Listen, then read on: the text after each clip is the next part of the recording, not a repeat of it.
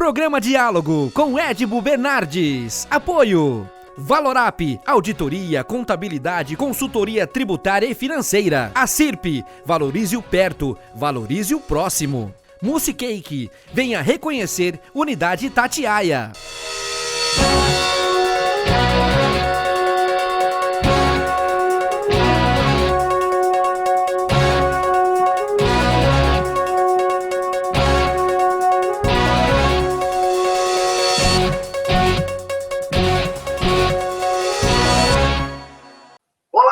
O diálogo dessa semana recebe o economista, ex-secretário de Política Econômica do Ministério da Fazenda e ex-secretário executivo da Câmara do Comércio Exterior da Presidência da República, José Roberto Mendonça de Barros, para falar para a gente um pouco sobre economia. Muito obrigado por falar conosco, doutor. Eu quero, antes de começar, falar sobre o agronegócio, que eu acho que é muito importante. Talvez a gente fique até por aí nessa pauta, porque para a região de Ribeirão Preto, o agronegócio aqui é tudo, né? É verdade. Nós tivemos, em 2019, uma produção de 4,8% de insumos, a produção do agronegócio 24,1% na agroindústria e os agroserviços 41,2%. Esse número é de 2019, eu não consegui o de 2020. Do ano passado. Mas eu também não quero saber de 2020, eu quero saber de 2021. Como é que nós vamos circular 2021, já que é o setor que está segurando a economia já faz muitos anos no Brasil. Pois é, irmão. Realmente este ano vai seguir essa trajetória francamente favorável, né? Sempre existem alguns percalços, por exemplo, a região está vivendo um problema de seca, né? Nesses últimos períodos, mas no conjunto é inequívoco que o agronegócio vai ter mais um ano bastante positivo, né? E isso pela junção de três coisas, né? Um mercado internacional francamente favorável aos produtos do nosso agro, com preços bastante remuneradores em praticamente todos os segmentos. Segundo, tivemos uma boa safra de verão, alguma dificuldade aqui na safra de inverno, mas no conjunto a safra vai ser bastante positiva e, portanto, vai movimentar bastante. E lembrando, né, que continua sendo verdade que o agronegócio cresce, antes de tudo, em cima de produtividade, competência, e a capacidade de concorrer no mercado internacional. É francamente reconhecido que o nosso agronegócio, já há algum tempo, é o mais competitivo do mundo sem subsídio. Isso são estudos da OECD, portanto, feitos fora do Brasil, né? E essa é que favorece a nossa posição. Desenvolvemos um sistema que, em cima das nossas qualidades de recursos naturais e de pessoas, é o mais competitivo do mundo. E é isso que esses resultados estão mostrando. Muito bem do agronegócio, é importante dizer que ele teve uma participação de 21,1% no PIB brasileiro, 18 ou 19,8% no mercado de trabalho, 43% nas exportações brasileiras, e o ano passado foram 248,7 milhões de toneladas, 3% a mais do que 2019. O que o senhor espera para esse ano de 2021, além desses 248,7? Ou a crise hídrica pode, e a seca, né, consequentemente, das duas formas, por falta de chuva e talvez não poder irrigar da forma como os agricultores queriam, dá uma quebra significativa para não ter crescimento? Não vai ter quebra. Existe uma quebra localizada, né, uma certa perda, por exemplo, a projeção para a cana, que é muito relevante para São Paulo e para Ribeirão Preto, hoje indicam uma perda de 7% em relação ao ano passado. Mas isso não impede que, quando a gente computa todas as outras culturas, que tenhamos ainda um crescimento bastante expressivo, da ordem de 3%, pelo menos, do agronegócio como um todo. Agora, mais do que a produção, Edmond, o que está crescendo esse ano é a renda do setor, né, exatamente por conta de preços muito compensadores em praticamente todas as atividades. É claro que alguns se beneficiam mais diretamente, por exemplo, grãos, outros têm que batalhar porque parte dos seus insumos vem do próprio agronegócio, por exemplo, o setor de carnes, né, cuja alimentação está baseada em grãos, mas no conjunto do segmento, se a gente olhar os preços do açúcar, preço da laranja, preço do café, da soja, do milho, das carnes, né, nós estamos vivendo um período de preços extraordinariamente positivos. Então, mais do que a produção crescer, é a renda do setor que está crescendo. Os custos também, por isso todo mundo tem que tomar cuidado com a área de custos, mas a renda está crescendo. E crescendo a renda, tem uma segunda coisa extraordinária no setor e muito melhor do que o conjunto do Brasil, que são os investimentos que decorrem dessas perspectivas boas e que a gente tem tido de anúncio de investimentos realizados no próprio setor, seja de insumos, indústrias para aumentar a produção, para atender o setor, seja de indústrias que processam os produtos, seja das cooperativas, das empresas, das usinas. Então, nós temos um conjunto de investimentos extremamente importante. Tanto que, se pegar no setor de máquinas, né, do setor produtor de bens de capital, os segmentos que fornecem para o agronegócio são disparadamente os que estão em melhor situação. Então, nós temos produção crescendo, renda crescendo mais ainda e, como decorrência, um aumento de investimentos no setor, e tudo isso leva a uma certa multiplicação, inclusive com efeitos indiretos. Então, o mercado imobiliário nas regiões onde o agronegócio é o carro-chefe reage bem, o comércio reage bem, o emprego vai indo bem. Então, é esse conjunto extremamente benéfico que está caracterizando o agronegócio, eu diria até mais do que o crescimento da produção per se.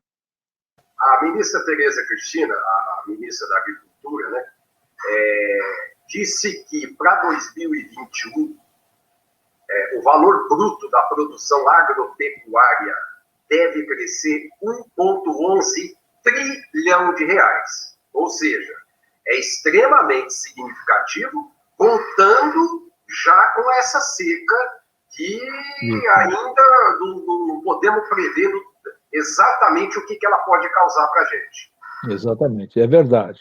Agora, isso tudo é muito positivo, mas você mesmo levantou uma coisa que mostra que sempre existe a necessidade de atenção para certos pontos, né? A oferta de água vai ser estreita. Isso já está dado. Aqui no Sudeste e no Centro-Oeste, o nível médio dos reservatórios está em 31%, e nós estamos em junho ainda. O que significa que, à medida que a gente caminha para o final do ano, esse nível de reservatórios tende a cair drasticamente. E isso implica muitos ajustes. Por exemplo, não é fora de propósito que, em algum momento mais adiante, a hidrovia Tietê-Paraná pare de ser navegável por redução no nível de água nas represas. Por exemplo, em certas regiões, haverá uma competição pelo uso da água para energia elétrica ou para abastecimento, para turismo, para a criação de peixes e para irrigação. Então, esse é um problema que é típico desse ano, não é da mesma forma para todos os proprietários, todos os fazendeiros, todas as unidades, mas muita gente que depende da água corriqueiramente vai ter que olhar com cuidado, inclusive porque o custo da água vai subir, né? Então, este é um exemplo para a gente olhar. Da mesma forma, os custos de produção, em geral, têm subido bastante. Porque no mercado internacional, né, não foram só os preços de produtos que subiram, também preços de insumos subiram, o custo do transporte subiu muito, o custo do container, o custo do embarque. Então, todo mundo tem que ficar muito esperto e muito antenado no seu controle de custos, não ficar olhando só o faturamento, mas o que interessa é a margem, né? Quem produz depende, mais do que tudo, da margem que o negócio lhe deixa, porque é a partir daí que ele vive, investe e assim sucessivamente. Então, é um bom problema, não é um mau problema, né?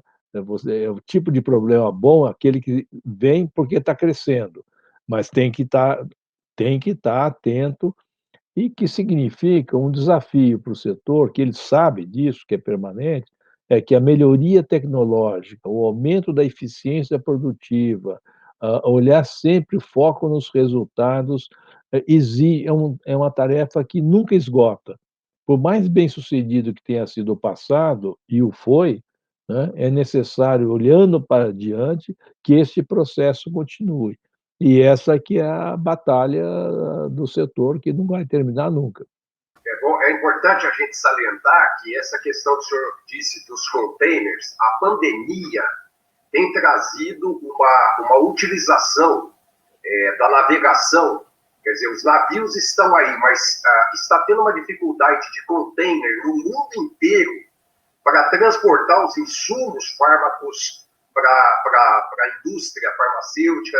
Nós estamos tendo aí problemas. Produtos químicos não estão chegando, não é só no Brasil, é em todo lugar. Quer dizer, esse problema do container é um negócio muito sério. Agora, o recorde que eu falei de 1,11 trilhão que a ministra Tereza Cristina anunciou é 11,8% superior ao do ano passado. Quer dizer, 11 é muita coisa em cima dos 993,9 bilhões do ano passado, né? Não, é muita coisa. E por isso que eu falei, mais impressionante do que o aumento de produção física, que foi relevante, né, o mais impressionante é o aumento de renda, renda bruta gerada, renda líquida gerada e a movimentação que decorre disso, né. Mas, por exemplo, com relação a container, no início do ano passado, isto é, pré-pandemia, antes de março do ano passado, um container, o aluguel de um container para vir do Oriente para cá custava $1.500, $2.000, e isso passou para 8, $10.000, e nem sempre o container está disponível. Nos Estados Unidos, né, 60% dos containers chega depois do período marcado, está tudo atrasado, a retomada foi tão forte que a cadeia de produção não conseguiu seguir e, portanto, tem escassez de produtos e alta de preços, que também tem aqui, né. Um exemplo que afeta o agronegócio, mas afeta todo mundo, material de construção, né?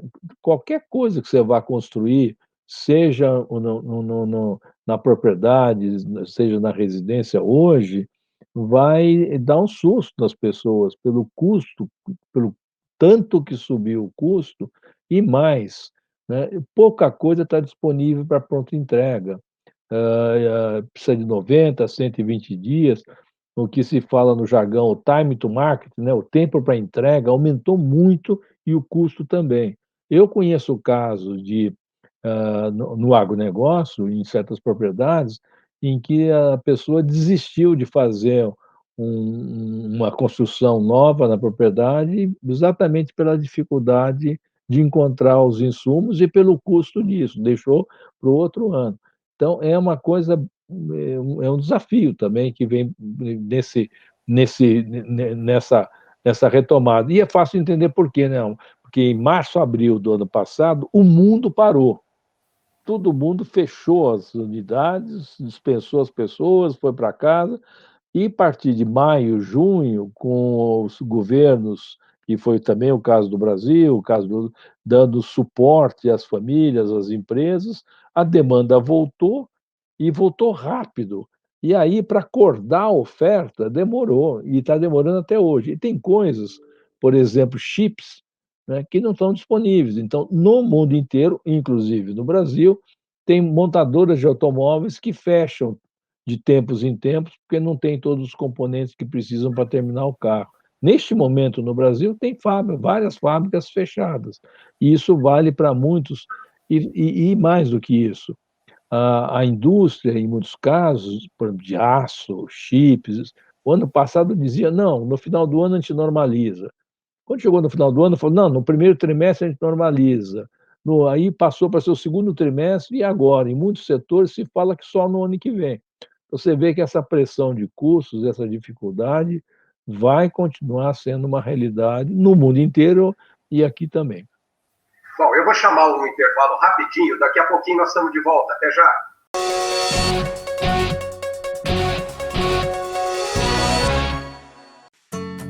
Hoje eu quero aquela brusqueta de pepperoni. Eu não vejo a hora de provar o confit de pato. Ou será que peço o risoto de carne seca, hein?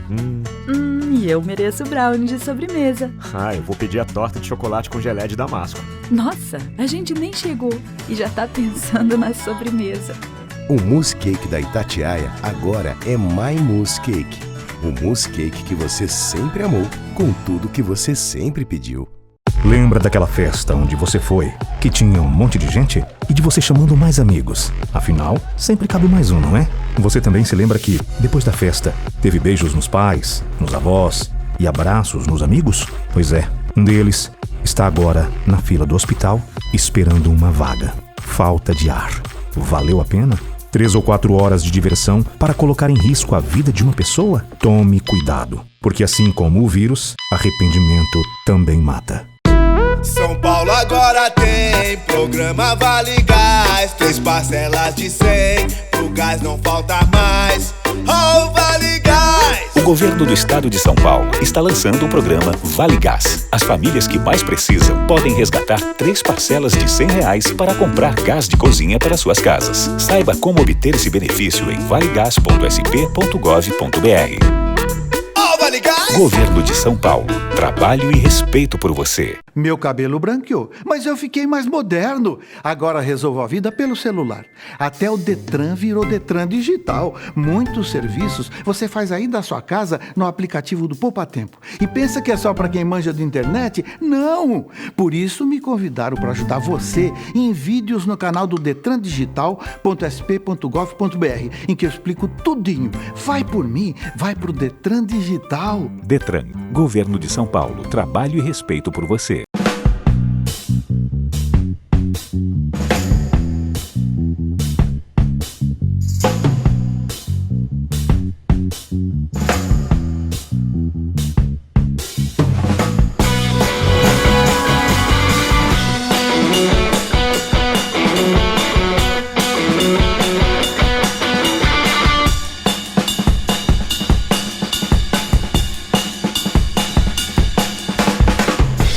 Voltamos a apresentar Diálogo, Apoio, Valorap, Acirp, Mousse Cake. Estamos de volta com o segundo bloco do programa, recebendo o economista Zé Roberto Mendonça de Barros, gentilmente tratando de assunto importantíssimo para a nossa região, que é o agronegócio, né? Os maiores acréscimos do valor bruto da produção foram verificados na produção de soja, os maiores acréscimos no valor bruto, milho, trigo e arroz. O crescimento mais modesto foi o da cana-de-açúcar e do cacau, mas também houve crescimento, né? É verdade, é verdade. Isso reflete um fato de que o mercado mais pressionado é o mercado de grãos. E tem uma história, e muitos que estão nos assistindo hão de se lembrar, né? Há 3 anos atrás, a produção chinesa de carne suína entrou em crise com a gripe suína africana, que fez com que tivesse que ser abatido praticamente metade do plantel, lembrando, né, que a China é disparadamente o maior produtor e consumidor de carne suína. Isso provocou um desequilíbrio no mercado de proteína no mundo inteiro, que até hoje não está completamente resolvido. Melhorou a escassez, mas não está completamente resolvido. Por quê? Para suprir esse problema, a China teve que começar a importar muito, não apenas grãos, para fazer ração para o remanescente do plantel e o plantel que ele está recompondo, mas também o produto final, ou seja, indiretamente também importando grãos. E isso pressionou o mercado de grãos, particularmente milho e soja, e os estoques globais, na virada do ano passado para esse ano, se mostraram relativamente pequenos, e isso fez com que puxasse os preços para cima, né. Como a safra mundial é uma vez por ano, vai ser preciso 2 anos para normalizar essa oferta. Por isso que, olhando para diante, nós esperamos que a continuidade dos bons preços se dê por pelo menos 2 safras.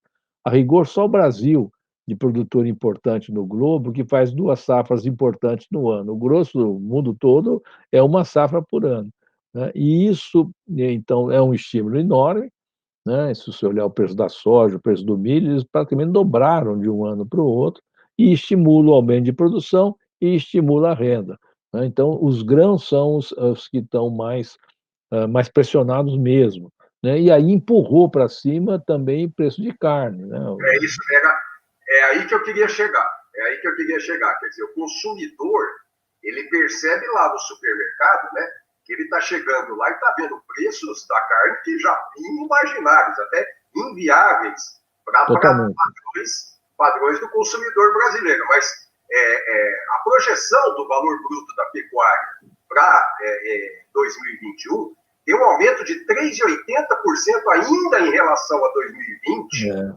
sendo que, claro, os bovinos vão encabeçar aí mais de quase 50% desse total de exportação, de produção da pecuária, coisa aí de 153 bilhões de reais, num total de 333. Ou seja, a pecuária na exportação do agronegócio vai significar 30% e deixar aí os 70% para outros setores, né?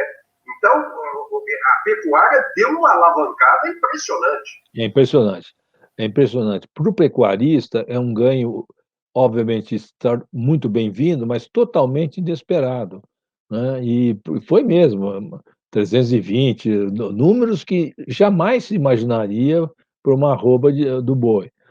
E isso foi puxado, antes de tudo, pela exportação, né, porque o desequilíbrio da proteína animal na China provocou um aumento enorme no comércio internacional de proteína, né, e é isso que está por trás dessa puxada de preços, né.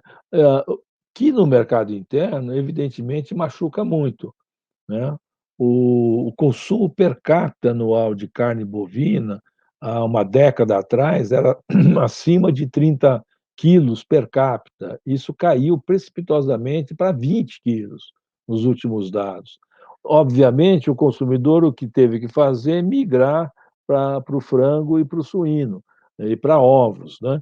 E esse rearranjo na demanda no mercado interno, de proteína é notável, né, é realmente notável, e tem esse aspecto, né, porque, no setor urbano, os consumidores, né, estão sendo realmente espremidos na sua renda pelo aumento do custo de alimentação, né, tanto que a inflação como um todo aumentou. Se pegar o mês de maio como base, o final de maio, os dados de maio, a inflação do custo de vida acumulou 8% de aumento, mas o custo de alimentação acumulou 12,5%, né, e dentro da cesta, né, a carne vermelha é das coisas que mais puxou. Então tem um rearranjo aí necessário, né, e até as coisas irem se acomodando, né. Não à toa, né, o Copom vem reajustando a taxa Selic, exatamente para combater essa inflação, né? E aí vem mais notícia ruim, não é só coisa boa. Então, por exemplo, o leite está anunciando queda de 0,30% e ovos 6,50% que o senhor citou. 6,50%, ou seja, uma queda na produção. Se o pessoal está procurando proteína no lugar da carne, em leite e ovos, também vai encontrar valores mais caros nesses dois produtos. Exatamente. Porque aí não tem como escapar, né? O custo da ração empurra o preço para cima, né? E não tem jeito. E se não conseguir repassar, o cidadão é obrigado a não fazer o alojamento, né? E aí tem menos oferta, o preço tende a subir. É um ajuste difícil, um ajuste delicado, né? Que só tem uma forma de ser resolvido. De um lado, a inflação tem que cair, ela deverá cair o ano que vem, mas com os juros aumentando, né? E, de outro lado, os produtores têm que melhorar a produção e a produtividade, tal sorte a poder absorver esse aumento de custos, né? E o único refresco, vamos dizer assim, que o consumidor terá decorre dessa tendência recente de queda no valor do dólar, né? Que chegou a 5,70, uma coisa assim, e que agora está próximo dos R$ 5. Isso alivia um pouco o custo, porque o preço internacional, quando é transformado em reais, mostra uma certa queda, mas não muda muito, continuam sendo preços muito positivos do ponto de vista da agricultura, mas, ao mesmo tempo, desafiantes do ponto de vista do consumidor, né? Tem uma declaração do presidente da Confederação da Agricultura, da CNA, o senhor João Martins. Ele defendeu num simpósio recentemente que irrigar é alimentar. Ele diz que a irrigação precisa ser reconhecida como um vetor de desenvolvimento do país.